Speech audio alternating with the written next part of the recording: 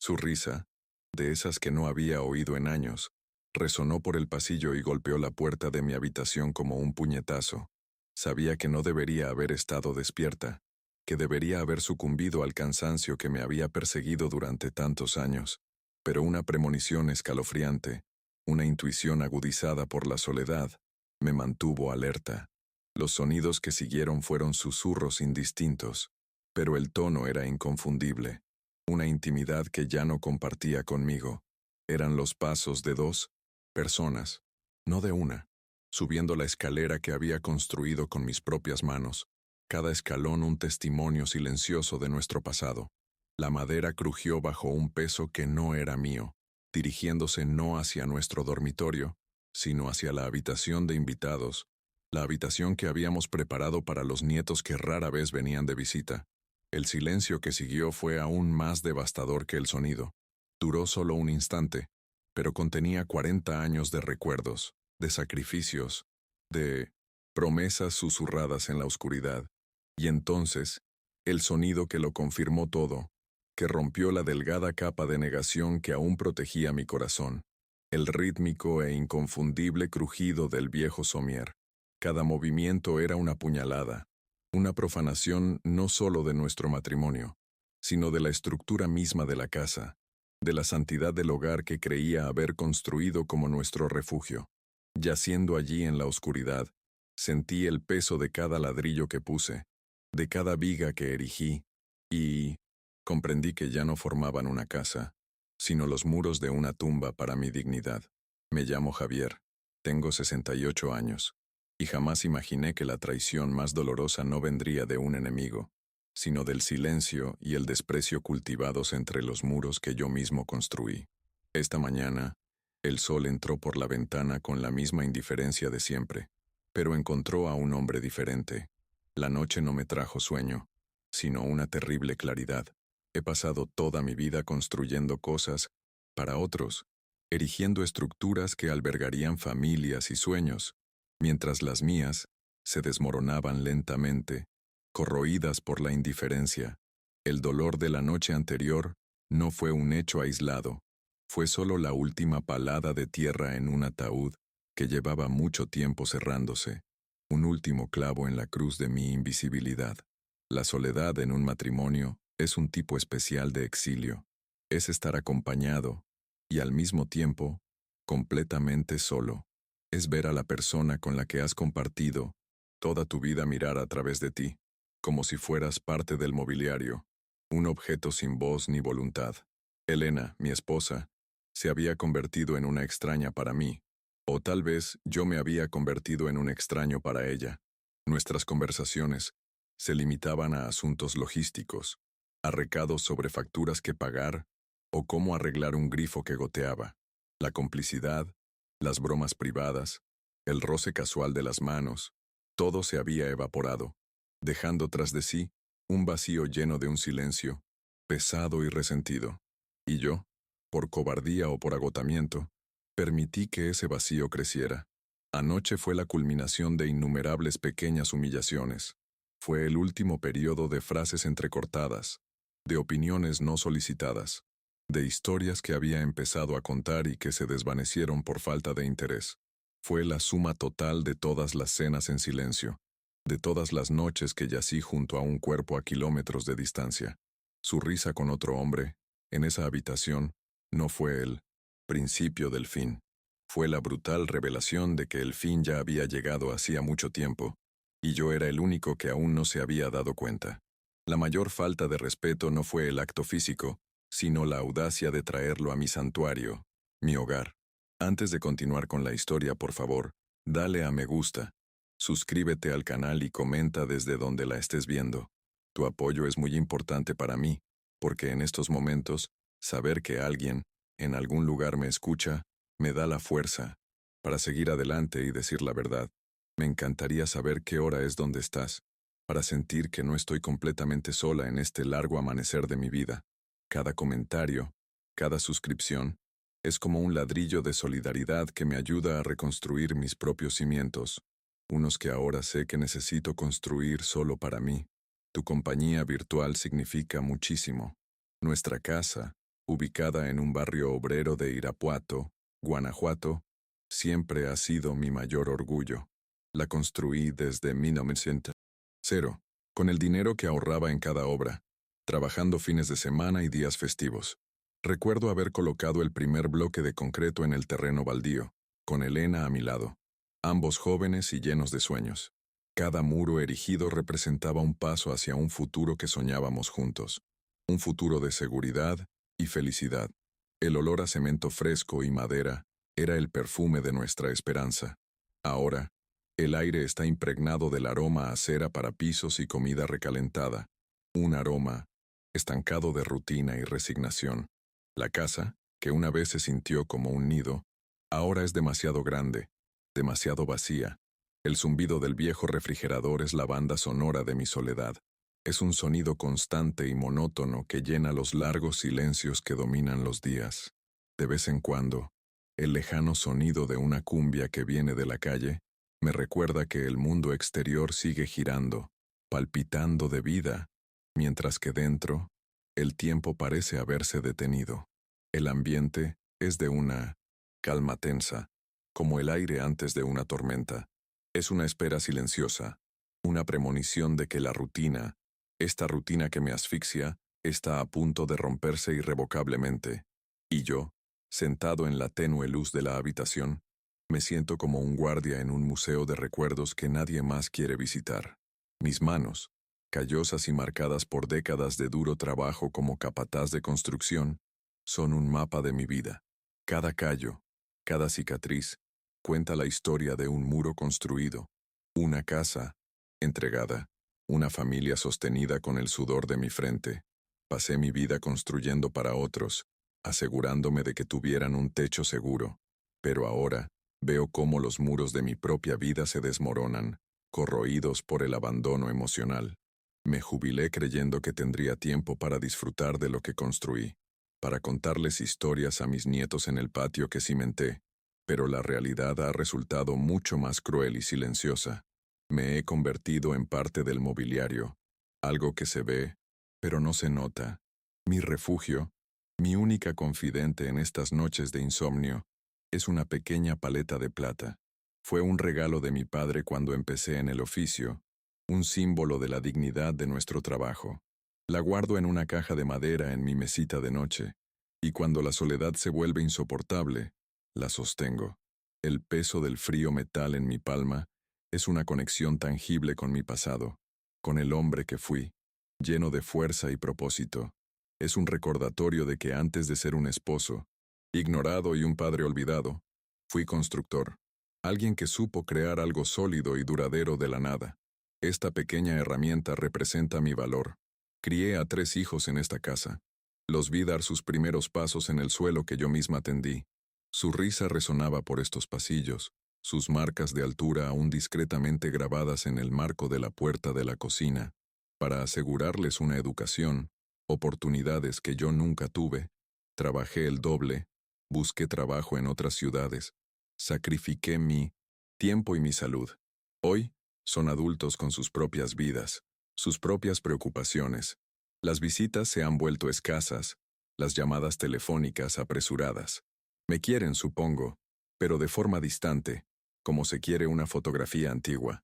No se dan cuenta de que el hombre de la foto aún respira, aún siente, aún necesita. Mi estado emocional ha sido un exilio silencioso en mi propio hogar. Ya no se busca la opinión que antes tenía la última palabra en cualquier decisión familiar. Las historias de mi juventud, las lecciones que aprendí en la vida se interrumpen con un gesto impaciente o una mirada al teléfono. Mis necesidades, ya sea el simple deseo de un plato específico para cenar o la necesidad de ser escuchado, son constantemente ignoradas. Es una muerte lenta, una anulación gradual de tu ser. Empiezas a preguntarte si realmente existes, si tu presencia marca alguna diferencia en el mundo. El dolor de ser invisible para quienes más amas es una herida que no sangra, pero nunca deja de doler. A pesar de todo, sé que hay una fuerza dentro de mí. No es una fuerza que provenga del dinero, ya que mi jubilación es modesta. Mi fuerza reside en mi memoria, en la integridad de cada trabajo que he realizado y en un profundo sentido de dignidad personal. Conozco el valor de cada ladrillo de esta casa porque los pagué con mi sudor y los puse con mis manos. Y, por extensión, conozco el valor de cada día de mi vida, de cada sacrificio que he hecho. Puede que ellos lo hayan olvidado, pero yo no. Esta certeza, esta conciencia de mi propio valor, es el cimiento que no pueden destruir, el pilar que aún me sostiene. Elena, mi esposa, no es una mala mujer. Sería más fácil si lo fuera. De hecho, es una mujer profundamente infeliz y cansada. Siento que cree que la vida le debe algo más que la rutina de cuidar a un esposo silencioso y una casa llena de recuerdos que parecen haberse convertido en una carga. Se ha sentido abandonada durante años, no económicamente, ya que siempre me encargué de proveer lo mejor que pude, sino emocionalmente.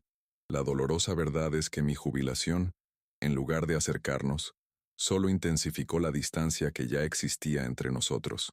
El silencio que siguió fue terreno fértil para que su resentimiento creciera.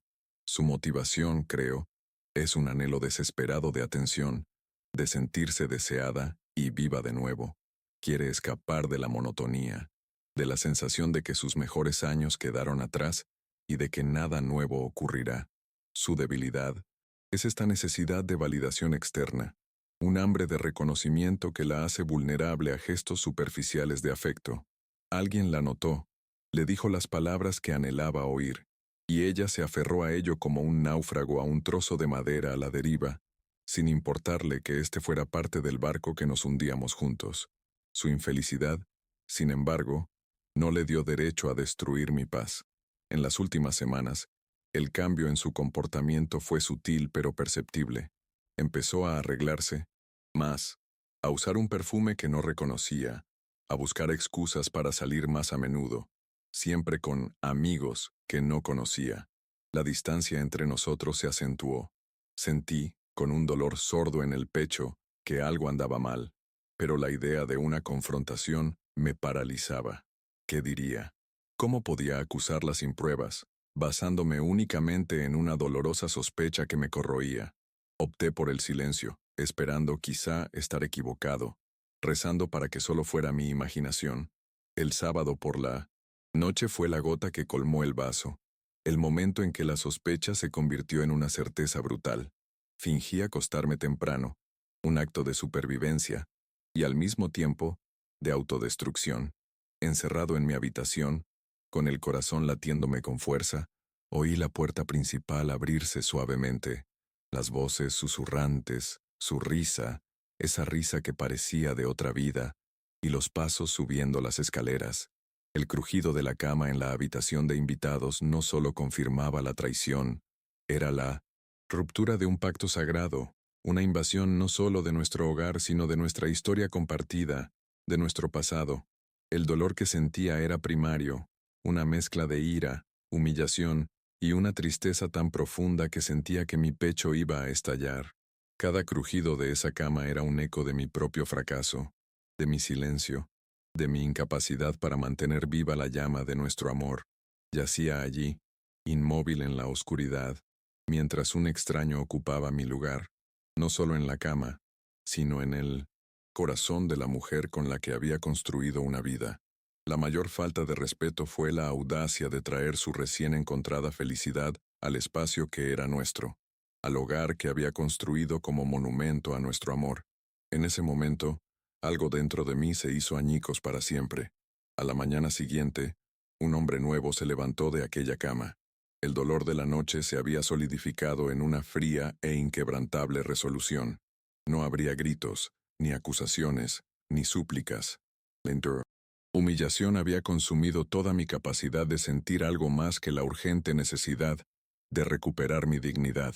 Me vestí con mi mejor ropa, la que guardaba para ocasiones especiales que nunca volvían a ocurrir. Me senté a la mesa de la cocina, el corazón de la casa, y esperé. El sol de la mañana iluminaba el polvo que danzaba en el aire. Cada partícula era un fantasma de las esperanzas que una vez albergué.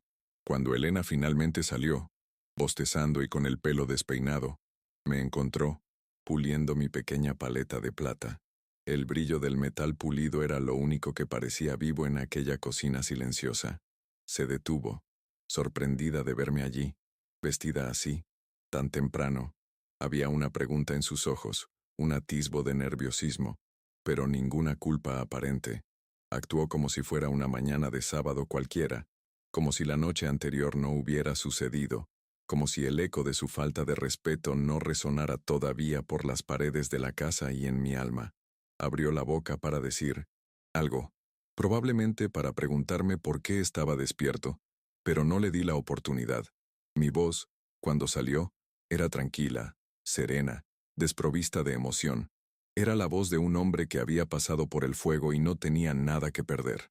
Llamé a un agente inmobiliario esta mañana, dije, sin apartar la vista del brillo de mi paleta. La casa va a salir a la venta. Vendrá el lunes a tomar fotos y hacer la tasación.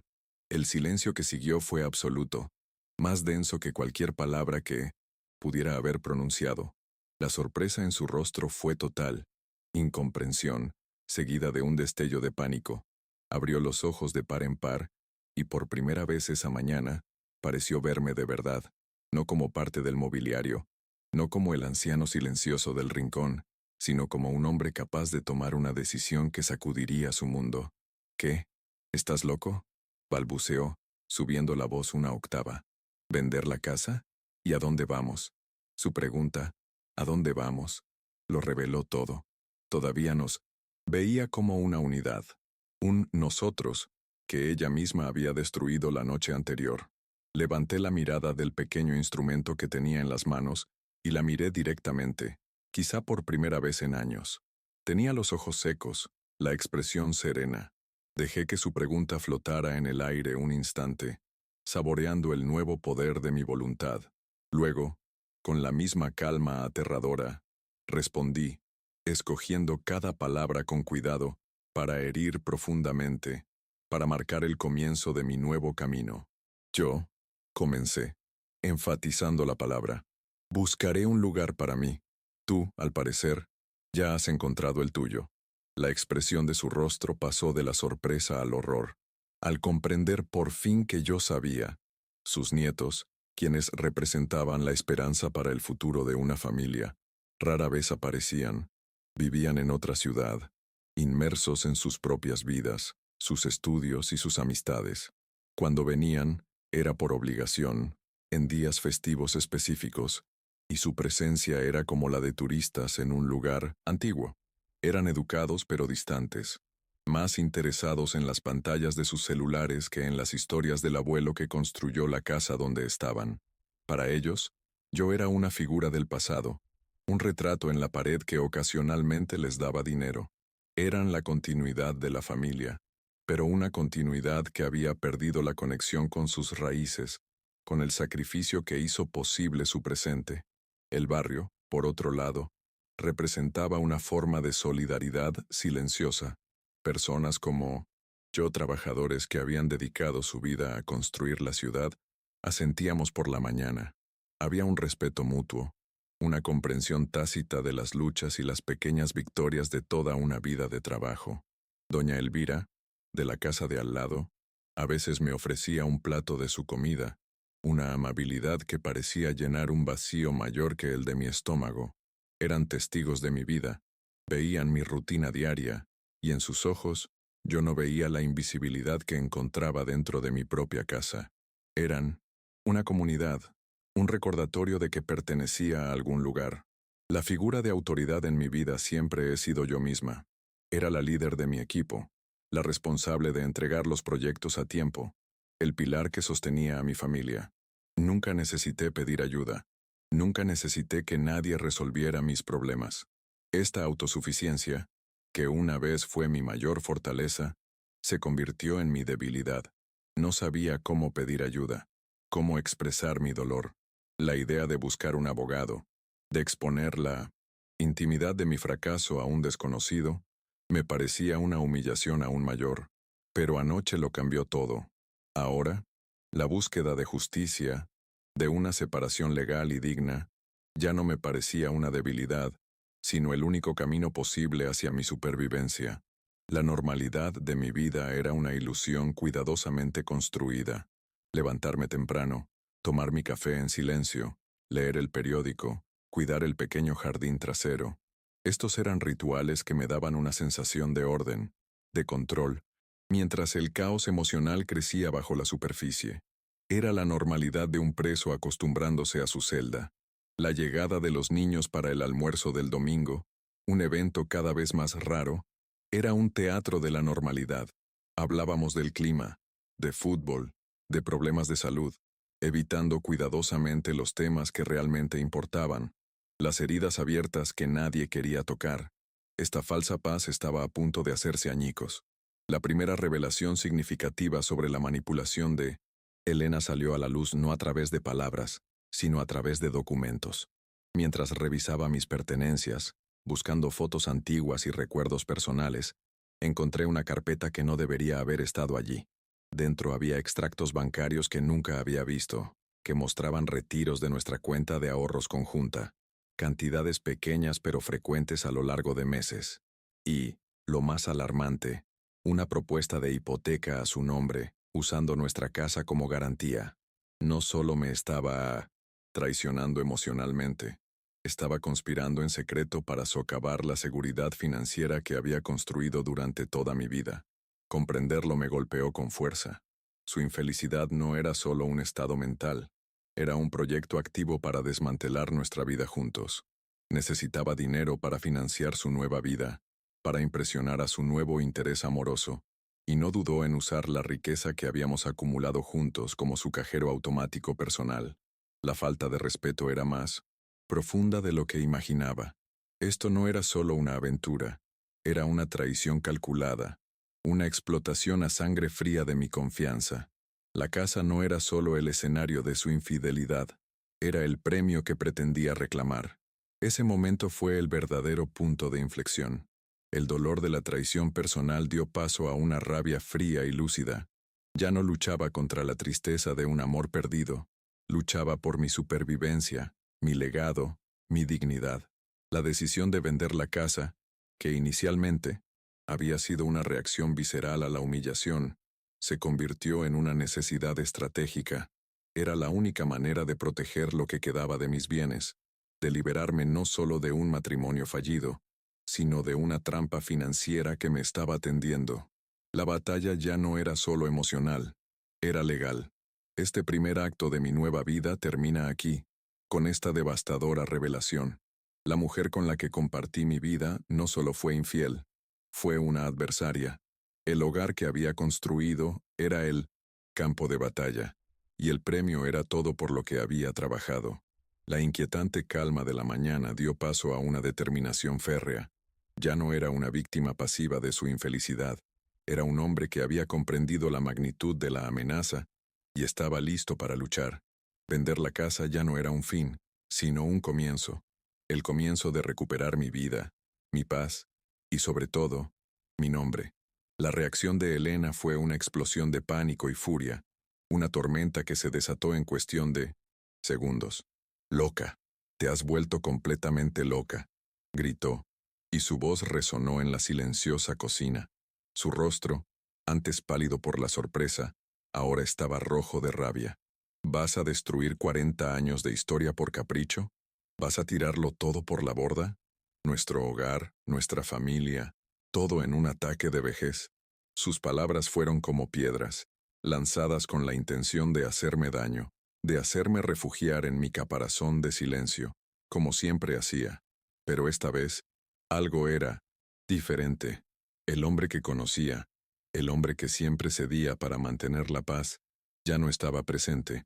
En su lugar había un extraño de mirada serena y una determinación que la aterraba. Agarró el teléfono con manos temblorosas, un gesto desesperado para convocar a sus aliados, nuestros hijos. «Voy a llamar a Ricardo, y a Sofía y a Marcos. Necesitan saber lo que haces, la locura que planeas». Era su táctica habitual, usar a sus hijos como escudo y arma, convirtiéndolos en jueces en una disputa donde yo ya estaba condenada. No la detuve, simplemente observé, sentada, sintiendo el frío peso de la paleta en el bolsillo. Sabía que la batalla apenas comenzaba, y que el campo de batalla, nuestro hogar, pronto se llenaría de enemigos que compartían mi sangre, pero no mi dolor. La tranquilidad de la mañana se había roto, y el olor a guerra flotaba en el aire. La llegada de los niños fue rápida y ruidosa, como una fuerza de ocupación que invade territorio pacífico. Entraron sin llamar, con el rostro desencajado por la preocupación y la desaprobación. Ricardo, el mayor, encabezó el grupo, con el porte de quien viene a resolver un problema creado por un subordinado incompetente. Sofía y Marcos lo siguieron, con la mirada alternando entre su madre, que lloraba dramáticamente en el sofá, y yo, el supuesto villano sentado a la mesa de la cocina. No vinieron a escuchar, vinieron a juzgar, vinieron a restaurar el orden, su orden, el orden que se basaba en mi silencio y sumisión. En 1900, ese momento no vi a mis hijos. Vi un pelotón de fusilamiento emocionado. Papá, ¿qué es esto? ¿Qué es esa historia de vender la casa? Mamá nos llamó desesperada, dijo Ricardo, con un tono que mezclaba impaciencia y falsa preocupación. Ni siquiera me dio los buenos días. Fue directo al grano, al problema que yo le había creado en su apretada agenda. Elena, al oírlo, intensificó sus sollozos, haciéndose la víctima con una maestría que solo años de práctica podían otorgar. Tu padre quiere echarnos a la calle, hijo mío. Después de tantos años se ha vuelto loco, murmuró entre lágrimas. Mis otros hijos me miraron con lástima, como si fuera un viejo senil al que había que sujetar por su propio bien. La trampa estaba tendida. Por primera vez en años, quizá en toda mi vida, no cedí. No me levanté a consolar a Elena. No intenté justificarme ante mis hijos. Permanecí sentada, mirándolos uno por uno, dejando que el silencio pesara. Esta es mi casa, dije finalmente, en voz baja pero firme, y he decidido venderla. La simplicidad de mi afirmación los desarmó por un momento. Esperaban una explosión, una discusión, pero se encontraron con un muro de serena determinación. No te pongas dramático, papá, intervino Sofía con tono condescendiente. Tienen que hablar, resolver esto. No pueden tomar una decisión así de la noche a la mañana. No entendían que esta decisión no se había tomado de la noche a la mañana. Se había forjado en años de soledad. Mi negativa a discutir, a bien o sí, echarles la culpa, los dejó desconcertados. Empecé a levantarme de la mesa, no para confrontarlos, sino para seguir con mi plan. Fui a la pequeña oficina que tenía en la parte trasera de la casa y agarré unas cajas de cartón vacías. Regresé a la sala, pasé junto a ellos como si fuera invisible, tal como ellos me habían hecho durante tanto tiempo, y comencé a sacar mis libros del estante. Cada libro, uno por uno, fue colocado cuidadosamente dentro de la caja. La casa, que antes había sido un espacio compartido, se convirtió en un campo de batalla silencioso, donde el sonido de un libro al ser empaquetado era más fuerte que cualquier grito. La incomprensión en sus rostros se transformó rápidamente en ira. ¿Pero qué hacen?, preguntó Marcos, el más pequeño. No pueden empacar sus cosas e irse. ¿Y mamá? Su preocupación era por ella, siempre por ella. Me giré, agarrando un viejo ejemplar de 100 años de soledad, y lo miré. Tu madre es una mujer adulta, sabe cuidarse sola, y como descubrí hace poco ya tiene sus propios planes. La insinuación quedó flotando en el aire, cargada de un significado que aún no estaban listos para comprender. Elena dejó de llorar y me miró con una ira pura. La guerra de nervios había comenzado.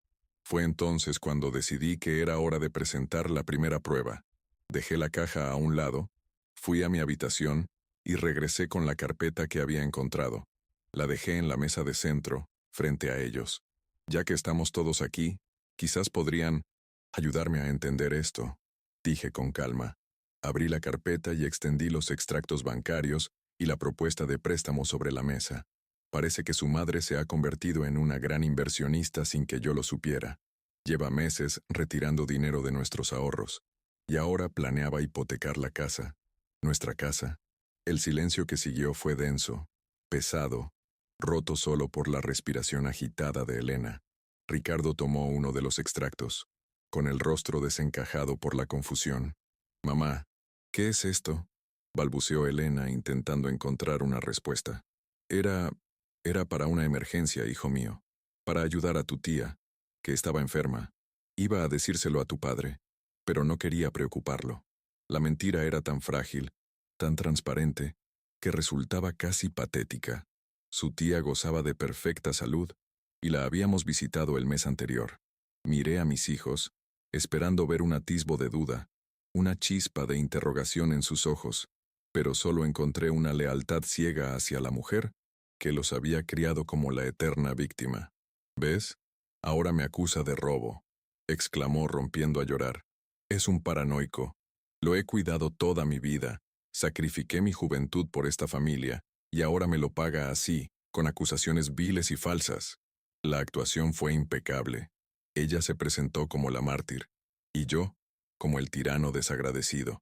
Y mis hijos, como siempre, compraron entradas para el espectáculo. Miraron los periódicos, luego a mí, y en sus rostros vi la decisión tomada. Era más fácil creer que su anciano padre estaba perdiendo la cabeza que aceptar la terrible verdad sobre la madre que idealizaban. En ese momento, un recuerdo me asaltó con dolorosa claridad. Recordé cuando Ricardo fue aceptado en la universidad, en otra ciudad. Su alegría fue inmensa, pero el costo fue alto, más de lo que podíamos permitirnos. Sin dudarlo, vendí mi vieja camioneta, mi primer vehículo, el que usaba para trabajar y que guardaba tantos recuerdos. La vendí por una fracción de su valor, para reunir el dinero para su matrícula. Recuerdo que me abrazó y me dijo, «Algún día, papá, te lo pagaré todo». Y ahora, allí estaba él, el hijo por quien había sacrificado una parte de mí, mirándome como si fuera una carga, un problema que resolver, defendiendo a la mujer que estaba desperdiciando nuestro futuro. Otro recuerdo afloró, esta vez de mi juventud, con Elena. Estábamos colocando azulejos en la cocina, riéndonos, cubiertos de mortero. Tomó uno de los azulejos y escribió nuestros nombres y la fecha con un clavo antes de que se secara el cemento. Luego lo colocó detrás de la estufa donde nadie lo viera. «Este será nuestro secreto», dijo con los ojos brillantes. «La prueba de que construimos este lugar juntos, para siempre. Esta casa será nuestro refugio». ¿Dónde estaba esa mujer? ¿Qué pasó con ese brillo en sus ojos? Su traición no se trataba solo del presente, se trataba de reescribir nuestro pasado, profanando los recuerdos que creía sagrados y compartidos. Antagonismo de Elena se profundizaba a cada momento. Se defendía no con hechos, sino con ataques personales y manipulación emocional. No duerme bien. Habla solo. Anoche lo oí caminar por la casa, murmurando. «Estoy preocupada por él», les dijo a nuestros hijos, con la voz quebrada por una falsa preocupación.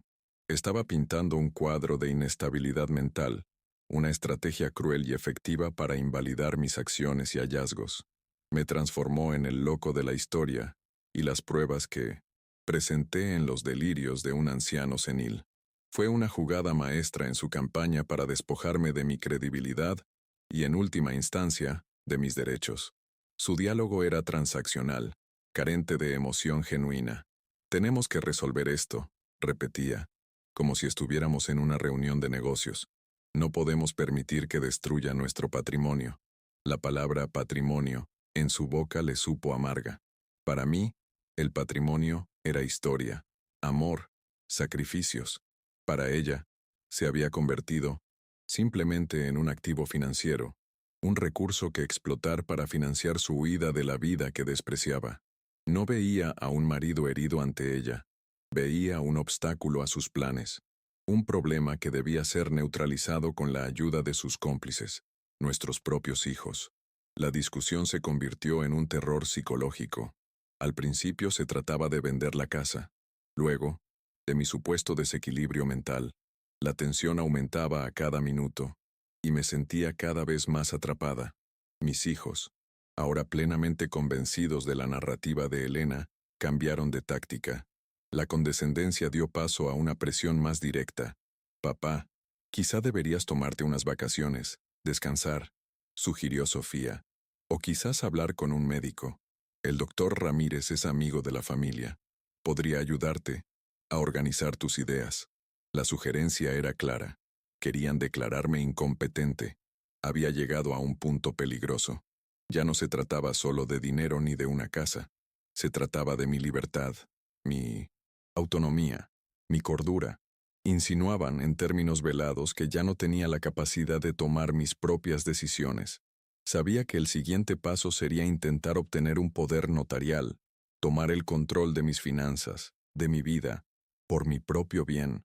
Era el golpe final, el intento de borrarme por completo, de convertirme en una marioneta bajo su control. La mujer que había dormido a mi lado durante 40 años estaba orquestando mi aniquilación como ser humano. Si amas a Jesús y crees que la dignidad de un padre es sagrada y debe ser honrada, te pido que te suscribas a nuestro canal. Tu suscripción es un acto de apoyo, una forma de decir que historias como la mía necesitan ser contadas y que la verdad debe prevalecer sobre la manipulación. Al suscribirte, no te perderás el desarrollo de esta batalla, el momento en que la justicia, divina y terrenal, comenzará a manifestarse. Cada nuevo suscriptor es una voz que se une a la mía, un refuerzo en mi lucha, por demostrar que la edad no borra el valor de un hombre ni le arrebata el derecho a defender su honor. La dramática ironía de la situación era abrumadora. Yo, y solo yo, en la habitación, conocía toda la verdad. Sabía de la traición de la noche anterior, del amante en la habitación de invitados, del plan financiero para desposeerme. El público, al escuchar mi historia, también lo sabe. Pero mis hijos, a quienes crié para ser justos e inteligentes, estaban completamente ciegos. Veían a su madre como una santa y a mí como un loco. Esta disonancia creaba una tensión casi insoportable. Tenía la verdad en mis manos, pero si la revelaba toda de golpe, la verían como otro síntoma más de mi paranoia. Necesitaba ser estratégico. El enfrentamiento directo con Elena sobre su amante aún no había ocurrido. Estaba guardando esta carta, la más impactante de todas, para el momento oportuno. Revelarla ahora, en medio de esta histeria colectiva, sería un error. Dirían que me lo imaginaba, que los celos me estaban volviendo loca. Primero, necesitaba socavar su credibilidad con hechos concretos, como los extractos bancarios. La infidelidad era la bomba atómica que solo usaría cuando todas las demás defensas hubieran caído, cuando estuvieran al menos mínimamente preparados para cuestionar la imagen inmaculada que tenían de su madre. Era un juego peligroso, una partida de ajedrez emocional donde un movimiento en falso podría significar mi derrota definitiva. La discusión se prolongó durante horas. Mis hijos alternaban entre súplicas, amenazas veladas y apelaciones a mi responsabilidad familiar. «Piensa en lo que dirán los vecinos», exclamó Sofía, revelando una preocupación por las apariencias que me repugnaba. Una familia desmoronándose así, un hombre echando a su propia esposa de casa. No les preocupaba mi dolor, la traición que había sufrido. Les preocupaba el escándalo, la vergüenza, las molestias que mi repentina rebelión estaba causando en sus vidas perfectamente organizadas. Mi sufrimiento era un mero detalle, un obstáculo para mantener el statu quo familiar. Recordé el consejo de mi padre, un hombre de pocas palabras pero de gran sabiduría. Una vez, cuando era joven y me quejaba de una injusticia en el trabajo, me mostró su propia paleta, más vieja y desgastada que la mía. Un hombre se mide por la solidez de su palabra y la dignidad de su trabajo, dijo. Habrá gente que intentará engañarte, menospreciarte, hacerte sentir pequeño. Nunca dejes que nadie te arrebate la dignidad.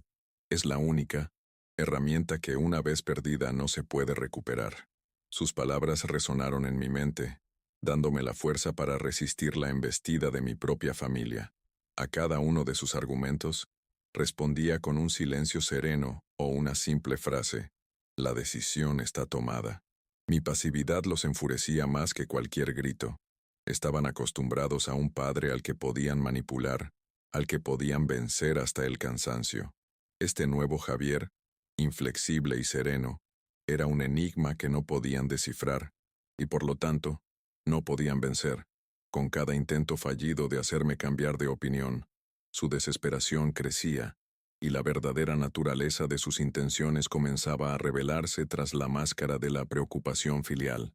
No querían mi bienestar, querían el control. El desarrollo del conflicto parecía seguir un guión macabro, una escalera emocional donde cada paso me llevaba más abajo. Empezó con la sorpresa, pasó a la negación, escaló a acusaciones de locura y finalmente llegó a la coerción. Ricardo, al ver que sus argumentos no funcionaban, cambió de tono, volviéndose más incisivo, casi amenazante.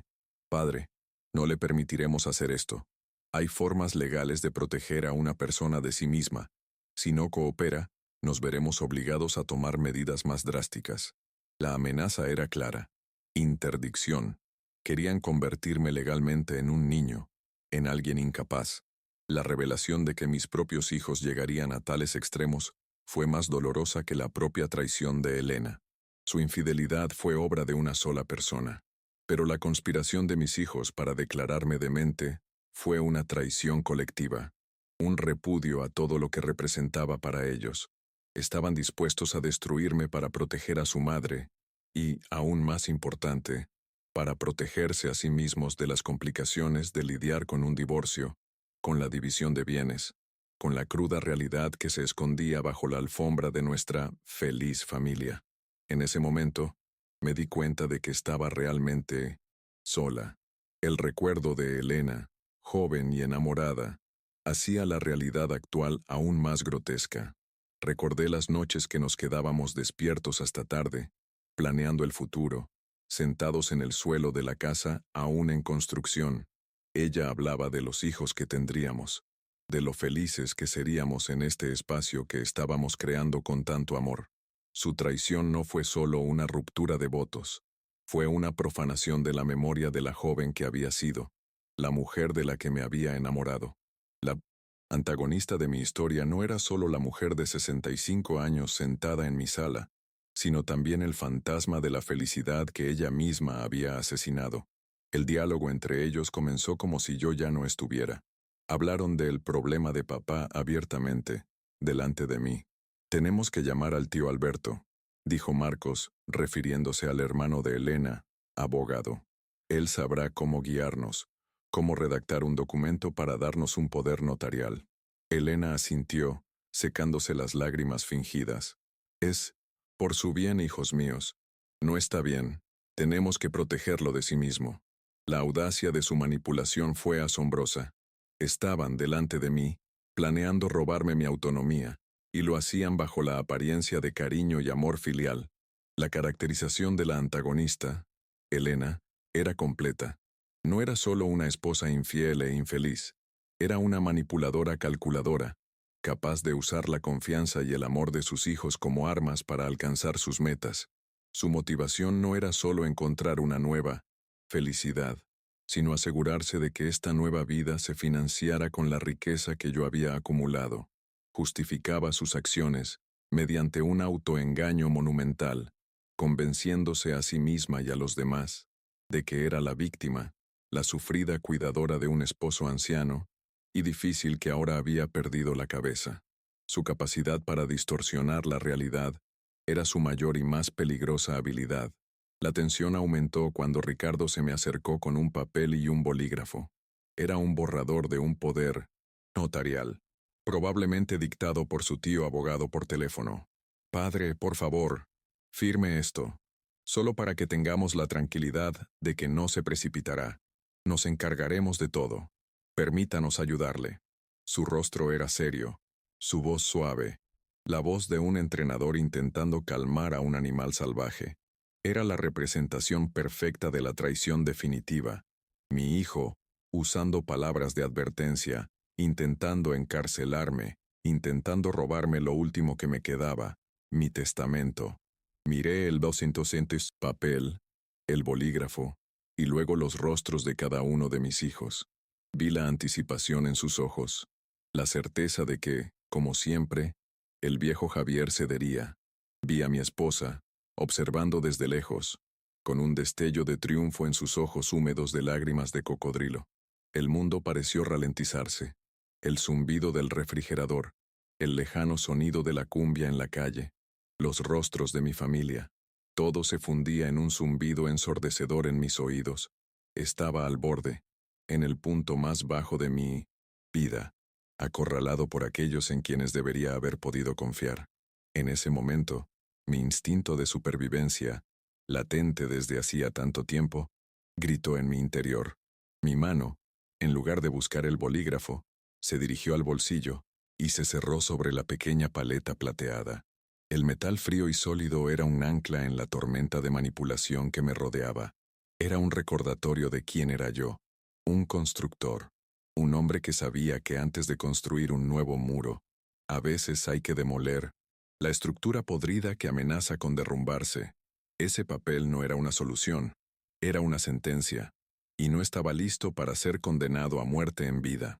La progresión geométrica de la intensidad emocional había alcanzado su punto máximo. Lo que comenzó como una sospecha dolorosa se convirtió en una traición confirmada. La traición se convirtió en un conflicto por la casa. El conflicto por la casa se convirtió en una batalla por mi cordura y autonomía. Cada revelación, cada confrontación, había sido más intensa que la anterior. Ahora tocaba fondo, en el momento de mi mayor vulnerabilidad, con la pluma de mi propia anulación ofrecida por la mano de mi primogénito. La indignación moral del espectador que seguía mi historia debería haber llegado a su punto máximo. La ironía dramática era palpable. El espectador, conociendo la noche anterior, comprendió la verdadera motivación de Elena y la colosal injusticia que se estaba cometiendo. Mis hijos, sin embargo, seguían siendo peones en su juego, creyendo que actuaban por amor. Esta falta de información creó una tensión casi insoportable, un deseo de que la verdad explotara y consumiera todas las mentiras. Pero la verdad necesitaba un catalizador, un momento de valentía que aún no había llegado. Necesitaba soportar el peso de ese momento, el clímax del segundo acto de mi tragedia personal. La sala se convirtió en un tribunal, y yo era el acusado en un juicio simulado. Los cargos eran inestabilidad, ingratitud y locura. La fiscal era mi esposa, y el jurado, mis propios hijos, quienes ya habían emitido un veredicto de culpabilidad. La sentencia que me ofrecieron fue la pérdida de mi dignidad, la anulación de mi identidad. Miré la mano de Ricardo, aún extendida, sosteniendo la pluma como un arma. El silencio en la sala era tan profundo que podía oír los latidos de mi propio corazón, un tambor de guerra que anunciaba la batalla que se avecinaba. Mi vulnerabilidad era total. Físicamente, era un hombre de 68 años, rodeado de gente más joven y fuerte. Emocionalmente, estaba devastado por la traición en múltiples frentes. Legalmente, estaban construyendo un caso para declararme incompetente. En cualquier otra circunstancia, me habría derrumbado.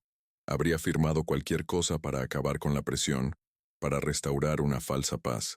Pero el dolor de la noche anterior, la profanación de mi hogar, había encendido un fuego dentro de mí que creía ya extinguido.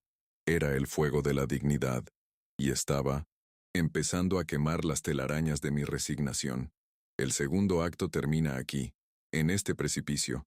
La familia está reunida para la intervención, una cruel farsa orquestada para someterme. Estoy acorralado, aparentemente sin aliados, sin salida. La presión para ceder es inmensa. La amenaza de una interdicción legal pende sobre mi cabeza como una espada. Para ellos, mi rendición es inevitable. Me ven como un anciano débil y confundido, al borde de la derrota. Lo que no ven es la paleta en mi bolsillo, el peso de mi historia en mi mano y la decisión que ya he tomado en mi corazón. La batalla por mi alma estaba a punto de comenzar. El clímax emocional llegó en ese silencio ensordecedor, con la mano extendida de mi hijo, ofreciéndome la pluma que sellaría mi destino como un ser sin voluntad. El peso de 40 años de recuerdos, buenos y malos, me oprimía los hombros. Miré el rostro de Elena, y tras las lágrimas de cocodrilo, vi el brillo del triunfo, la certeza de que su manipulación había funcionado. Vi a mis hijos transformados en verdugos por una lealtad ciega, dispuestos a sacrificar a su propio padre en el altar de la conveniencia. En ese instante, el dolor de la traición material, del dinero malversado, del préstamo planeado, se evaporó. Lo que quedó fue el dolor más profundo, la pérdida del sentido emocional de todo lo que había construido, la anulación de mi dignidad en la vejez. La casa que me rodeaba parecía asfixiarme. Cada objeto, cada fotografía en la pared, era testigo silencioso de mi anulación. El retrato de nuestra boda colgado en la sala se burlaba de mí con la imagen de una joven pareja llena de promesas que el tiempo había convertido en veneno. El sillón donde solía sentarme a leer ahora parecía el trono de un rey depuesto. El impacto emocional no se debía a la pérdida de ladrillos y cemento, se debía a la demolición de mi santuario interior, a la comprensión de que el lugar que creía mi refugio era, de hecho, mi cautiverio, y mi familia, mis carceleros. Pero subestimaron la fuerza que puede nacer de la humillación absoluta. Mi mano, temblando no de debilidad sino de rabia contenida, se movió. Lenta y deliberadamente, aparté la mano de Ricardo, apartando el bolígrafo y el papel como si fueran objetos inmundos. El gesto fue pequeño, pero el impacto en la sala fue como una explosión. Todos abrieron los ojos de par en par. Fue mi primer acto de resistencia física, un no que no necesitaba palabras. Me levanté de la silla y mi columna, encorvada por años de resignación, pareció enderezarse. Ya no era el anciano débil que creían conocer. Con un movimiento que parecía ensayado toda una vida, saqué la pequeña paleta de plata de mi bolsillo. No la empuñé como un arma, sino que la sostuve en la palma de la mano, alzada para que todos vieran su brillo. El objeto, antaño un consuelo secreto, era ahora un manifiesto. ¿Quieres saber qué pasa?, pregunté, con una voz que resonaba con una autoridad que no se oía en esa casa desde hacía mucho tiempo. Hablas de herencia. Los miré a cada uno por turno, obligándolos a sostener mi mirada. La herencia no son los ladrillos. La herencia era el respeto que habitaba en su interior. Era honor, lealtad, verdad. Construí esta casa con estas manos. Continué, levantando la otra mano, callosa y llena de cicatrices por el trabajo. Pero tú, con tu silencio, tu desprecio, tu indiferencia, la convertiste en una tumba donde enterraste vivo al esposo y padre que una vez dijiste amar. Hice una pausa, dejando que el peso de las palabras calara hondo. La máscara de víctima de Elena empezó a resquebrajarse. Mis hijos parecían confundidos, atrapados entre dos narrativas contradictorias. Y entonces, asesté el golpe final, el golpe que demolería la fachada para siempre. Y anoche, la profanaste de la manera más vil. Me volví directamente hacia Elena. El tiempo pareció detenerse. La risa que oí anoche, proveniente de la habitación de invitados, no era mía. Y el crujido del viejo somier no era de un anciano con pesadillas. Hablé con una calma terrible, cada sílaba cayendo como una gota de ácido sobre la mentira que habían construido. La casa está profanada. Y ahora, quiero que todos salgan de aquí, fuera de mi casa. La conmoción fue total. El rostro de Elena palideció convirtiéndose en una máscara de yeso. Mis hijos me miraron a mí y a ella, con la mente luchando por procesar la monstruosa acusación que flotaba en el aire. La negación de Elena fue débil, un balbuceo incoherente. Está delirando. No sabe lo que dice. Se está inventando cosas para hacerme daño. Pero su voz carecía de convicción, y sus ojos no podían encontrarse con los de sus hijos. Ricardo, el más pragmático, se volvió hacia ella. Mamá, ¿de qué está hablando? Dile que es mentira. Pero no pudo. Su silencio fue la confesión más elocuente. La familia, como una estructura construida sobre cimientos podridos, empezó a desmoronarse en ese preciso instante. Su unidad, contra mí se hizo añicos, y se enfrentaron entre sí, con miradas de sospecha y horror. Mientras el caos comenzaba a desatarse, caminé tranquilamente hacia la puerta principal, como si estuviera en un sueño. La abrí. De pie en el umbral, con expresión preocupada, estaba doña Elvira, mi vecina de décadas. La había llamado antes, después de llamar a la inmobiliaria. Le pregunté si oía gritos, que por favor viniera a ver si estaba bien, que sirviera de testigo. Su presencia allí, en ese momento, fue la llegada de la caballería. Ella era Esperanza. Validación externa, prueba de que no estaba sola en el mundo. Representaba la solidaridad de la comunidad, un contrapunto a la traición de mi familia. Javier, oí los gritos. ¿Está todo bien aquí?, preguntó, con su voz suave que atravesó la tensión. Luego añadió la frase que lo cambió todo. También oí ruidos extraños anoche. Un coche que no era de aquí, aparcado durante horas, y, bueno, pasos y risas a altas horas de la noche. Estaba preocupada. Sus palabras resonaron en Elena como una sentencia. La validación de un testigo neutral y respetado destruyó el último atisbo de credibilidad que mi esposa pudiera haber tenido.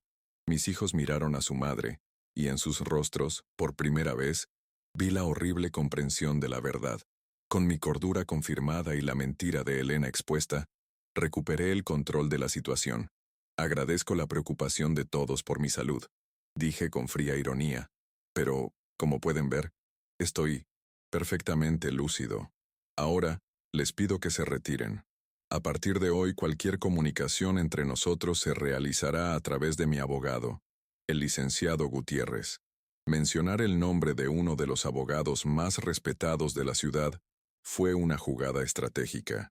Demostró que no estaba fanfarroneando, que tenía mis pasos planeados, que no era un viejo senil, sino un hombre preparado para la guerra. Se marcharon en estado de shock y desconcierto. Elena, muda, con el rostro surcado de lágrimas que, esta vez, eran genuinas, lágrimas de humillación y derrota. Mis hijos, sin saber a dónde mirar, me lanzaron miradas que eran una mezcla de culpa, ira y una nueva y aterradora incertidumbre. Su frente unido se había desmoronado. La casa, antes llena de acusaciones y tensión, se vació de repente. El sonido de la puerta al cerrarse tras ellos fue el sonido más liberador que jamás había oído. La batalla inmediata estaba ganada. Había recuperado mi territorio. La resolución inmediata me trajo un inmenso alivio. La amenaza de ser declarada incompetente, de tener que firmar mi propia anulación, había desaparecido. Tenía el control de mi hogar, de mis decisiones, de mi vida. La catarsis emocional fue profunda. Me senté en mi sillón, no como un rey depuesto, sino como un soberano que había recuperado su trono. El silencio que siguió no fue el silencio de la soledad y el desprecio, sino el silencio de la paz, de la victoria. El aire se sentía más ligero, más fácil de respirar. Había superado la tormenta y permanecía de pie, herido pero íntegro. Esta fue mi resistencia, una demostración de que, incluso en una situación de extrema vulnerabilidad, la dignidad es una fortaleza inexpugnable cuando uno decide defenderla. No fui una víctima pasiva. Era un hombre completo, con debilidades que me llevaron al borde del abismo, pero con fortalezas que me permitieron retroceder. Mi resistencia no se expresó con gritos, sino con decisiones inteligentes, manteniendo mis valores y negándome a aceptar la narrativa que crearon para mí. Les había demostrado, y me lo había demostrado a mí mismo, que Javier, el constructor, aún sabía cómo forjarse su propio respeto. En las semanas siguientes, la casa se puso a la venta. El agente inmobiliario vino, tomó las fotos y pronto el cartel de «Se vende» apareció en el jardín que había cuidado durante tantos años. Cada llamada de un posible comprador era un paso hacia el futuro y una despedida del pasado. Mis hijos intentaron llamarme varias veces con la voz llena de confusión, casi arrepentida, pero cumplí mi palabra. Hablé con el licenciatario Gutiérrez. Repetí antes de colgar. Necesitaba ese espacio, esa distancia, para sanar y reconstruirme sin su interferencia. La resolución, sin embargo, fue solo parcial. Había ganado la batalla, pero la guerra estaba lejos de terminar. La venta de la casa, el divorcio, la división de bienes, la reconstrucción de algún tipo de relación con mis hijos, todos estos eran conflictos que se extendían hacia el futuro. Era una satisfacción insatisfecha, una sensación de progreso, pero con la conciencia de que el camino por delante aún era largo y lleno de obstáculos. Aún no se había logrado la justicia completa, pero se habían dado los primeros y más importantes pasos. La promesa de un futuro en paz era lo que me impulsaba. El final de mi vida en esa casa Llegó el día que firmé la venta. Entregué las llaves a una nueva familia, una joven pareja con un hijo pequeño, y les deseé la felicidad que una vez creí haber encontrado allí. No sentí tristeza, solo un profundo alivio. Esa casa ya no era mi hogar. Se había convertido en un mausoleo de recuerdos dolorosos. Al alejarme por última vez, sentí como si dejara atrás un peso tremendo. Puede que hubiera perdido la estructura física que había construido, pero había rescatado mi alma de las ruinas. Me mudé a un pequeño apartamento alquilado en el centro, un lugar con solo lo esencial, pero con un balcón con vistas al parque. Era modesto, pero era mío. Era un espacio libre de mentiras y traiciones. Era un lienzo en blanco donde podía pintar el resto de mi vida con los colores que yo eligiera. Desempacar mis pocas cajas fue terapéutico. Cada libro colocado en la estantería, cada fotografía colgada en la pared, era un acto de reafirmación de mi identidad, de mi derecho a existir con mis propias condiciones. La escena final de esta parte de mi historia no es dramática. Soy yo, en mi nuevo balcón, en una mañana soleada, saboreando mi café en paz. El aroma de la bebida se mezcla con el aire fresco de la mañana. Veo salir el sol, tiñendo el cielo de tonos naranjas y rosas. Estoy sola, pero por primera vez en décadas, no me siento sola. La soledad es ser invisible entre la multitud. La soledad es estar en paz contigo misma. Encontré la soledad, y fue más reconfortante que cualquier falsa compañía. La seguridad de mi dignidad me trajo una paz mental que el dinero no puede comprar y que ninguna casa, por grande que sea, puede contener. Perdí mucho, es cierto. Perdí la ilusión de una familia perfecta. Perdí la casa que simbolizaba la obra de mi vida. Pero, a cambio, me reencontré. Encontré al hombre que se había perdido en años de silencio y resignación. El Javier fuerte, valiente, sobre todo constructor, y ahora tenía un nuevo proyecto: construir una vida basada en el respeto propio. Elena y mis hijos ahora tienen que afrontar las consecuencias de sus actos. Vender la casa los obligó a afrontar la realidad, a salir de la zona de confort que mi pasividad les había dado. No sé cuál será su destino, ni si el perdón será posible. Este es un puente que quizá nunca cruce. Lo que se vieron obligados a hacer fue finalmente ver al hombre que siempre estuvo ahí, al hombre que eligieron no ver, y confrontar el vacío que su falta de respeto dejó en sus vidas. El tema central de este viaje es que la dignidad es la base de la vida de una persona. Sin ella, cualquier estructura, ya sea una casa de ladrillos o una familia construida sobre las apariencias, está condenada al colapso.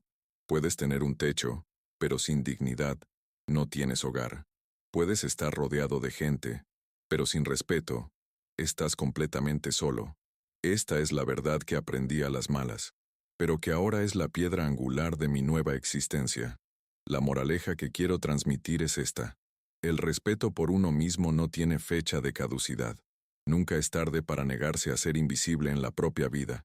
Sin importar tu edad, tu situación económica o tu situación familiar, tienes derecho a ser visto, escuchado y respetado. Luchar por esta dignidad no es un acto de egoísmo, sino el acto más fundamental de supervivencia y amor propio. La paz interior solo se construye sobre la base del propio honor. Mi nuevo apartamento es pequeño, pero las ventanas son grandes y dejan entrar la luz del sol. En la mesita del salón, en un lugar destacado, reposa mi paleta de plata. Ya no es un recordatorio de un pasado doloroso, sino un símbolo de mi resiliencia. Un recordatorio de que soy constructor, y que incluso con pocas herramientas, siempre es posible empezar de cero, construir algo nuevo, algo sólido, algo verdadero, sobre la base pura de la propia dignidad. La resolución parcial de mi historia me deja aquí, en este punto de nuevos comienzos. Siento una mezcla de satisfacción por la batalla ganada, renovada tensión por los desafíos que sé que vendrán y una inmensa esperanza en el futuro. He descubierto que esta distribución de sentimientos es lo que nos mantiene vivos, lo que nos impulsa a continuar. La certeza de que la justicia completa quizá no exista, pero buscarla ya es una forma de victoria. La lucha por mi dignidad no ha terminado, simplemente es un escenario diferente. Los personajes secundarios de mi nueva vida son sencillos. El panadero de la esquina que me recibe con una sonrisa, la joven pareja del apartamento de al lado, que a veces me invita a tomar un café, la mismísima doña Elvira, con quien hablo por teléfono cada semana. Son mi nueva red de apoyo, una comunidad construida no sobre lazos de sangre, sino sobre el respeto mutuo y la amabilidad. Me recuerdan que la familia, a veces, es la que elegimos, la que nos ve y nos valora por quienes somos. Aún quedan misterios que requieren investigación. ¿Qué hizo exactamente Elena con el dinero que robó? ¿Cuál era el verdadero alcance de sus planes? ¿Podrán mis hijos aprender la lección, arrepentirse y buscar una verdadera reconciliación? Estas son preguntas para futuros capítulos, para la continuación de este viaje. Por ahora, lo único que importa es que he recuperado el control de mi propia narrativa. Vuelvo a ser la autora de mi historia. El lenguaje de mi vida ha cambiado. Palabras de vulnerabilidad, duda y súplica silenciosa han dado paso a un lenguaje de determinación. Frases como yo decido, merezco y no permitiré se han convertido en parte de mi vocabulario diario. Es un cambio sutil pero profundo.